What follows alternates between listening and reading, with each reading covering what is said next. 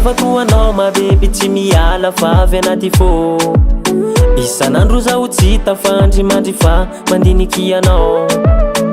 Fa voavitiko anao, tsy alako anao, alaiko vady anao.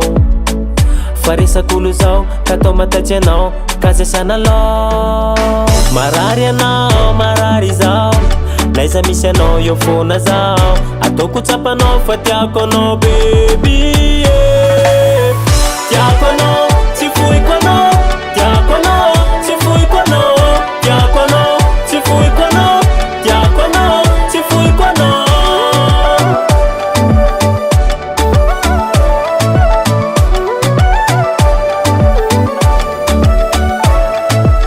Anao chéri aza mamara fa ny haiko iaby fa ninao. Zaho ty fatafalatsaka ka tsy an'olo anao koa.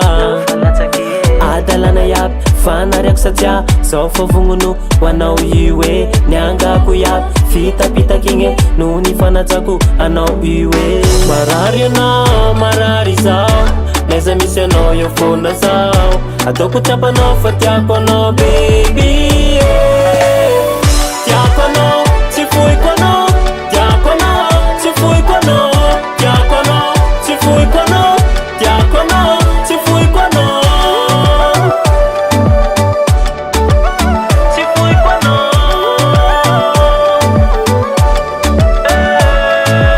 Fa ela avao ny arantsika zay ka tiako matotsy amizay le raha. Anao tsotra sady hendrika zay mahatonga zaho miva. Matokisa fa raha mo zao avao tsy hamitaky anao io e. Mino angamba zao fa fotony zao angalako anao mariage. Marary anao, marary zao, laiza misy anao eo fona zao. Ataoko tsapanao fa tiako anao baby, yeah.